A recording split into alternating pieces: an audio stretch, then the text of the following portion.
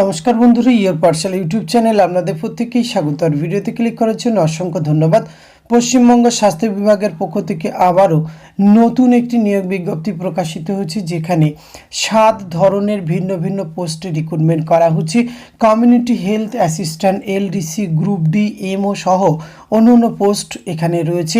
পশ্চিমবঙ্গের স্থায়ী বাসিন্দা এবং লোকাল ল্যাঙ্গুয়েজ জানলেই 23টি জেলা থেকে যে কোনো যোগ্য চাকরি প্রার্থীরা এখানে আবেদন করতে পারবেন। তো এই বিজ্ঞপ্তিটি কোন ডিস্ট্রিক্ট থেকে প্রকাশিত হয়েছে এবং আবেদনের লাস্ট ডেট কবে রয়েছে, বয়স, বেতনক্রম, শিক্ষাগত যোগ্যতা, সমস্ত কিছু তথ্য আজকের এই ভিডিওতে আমরা এ টু জেড আলোচনা করতে চলেছি। ভিডিওটি আপনারা পুরোপুরি দেখতে থাকুন। সাথে চ্যানেলটিতে নতুন হলে অবশ্যই সাবস্ক্রাইব করে পাশে থাকা বেল আইকনটি অন করে রাখুন, যাতে করে এই ধরনের নিত্য নতুন আপডেট সবার আগে আপনার কাছে পৌঁছে যায়। তা আসুন সরাসরি অফিসিয়াল নোটিফিকেশনটি দেখে নিই। স্ক্রিনে অফিসিয়াল নোটিফিকেশনটি দেখতে পাচ্ছেন, এটি প্রকাশ করা হয়েছে district health and family welfare সমিতি ঝাড়গ্রামের থেকে। এই বিজ্ঞপ্তিটি 13/9/2024 লেটেস্ট নোটিফিকেশন প্রকাশ করা হয়েছে। আর বিভিন্ন হেলথ মিশনের আন্ডারে রিক্রুটমেন্টটি করা হচ্ছে।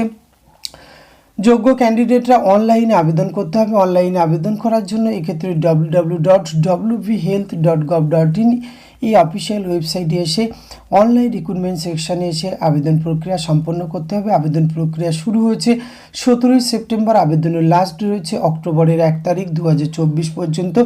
এক্ষেত্রে অনলাইন আবেদনপত্রই কিন্তু শুধুমাত্র অ্যাকসেপ্ট হবে।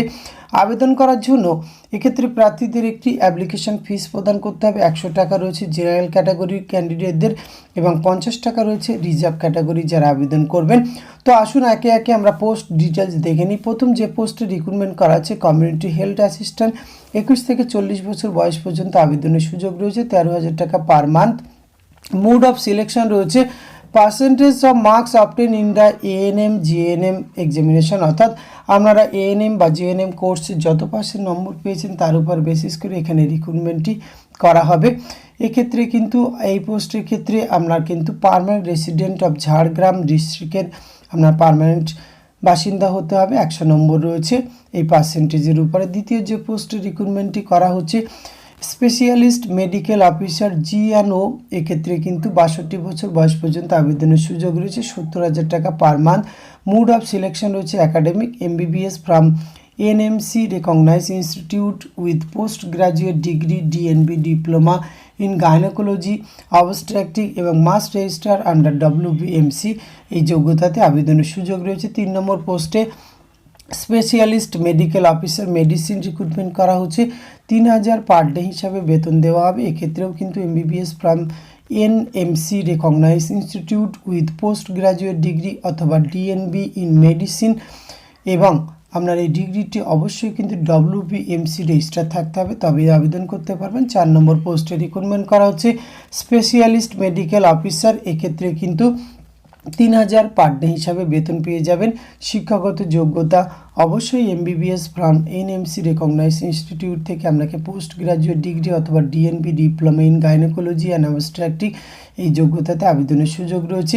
5 নম্বর পোস্টে রিক্রুটমেন্ট করা হচ্ছে retired state government employees Ayush medical officer, এক্ষেত্রে কিন্তু 1,000 পার ডে হিসাবে আপনারা বেতন পেয়ে যাবেন। একাডেমিক এবং ইন্টারভিউয়ের মাধ্যমে রিক্রুটমেন্ট করা হবে।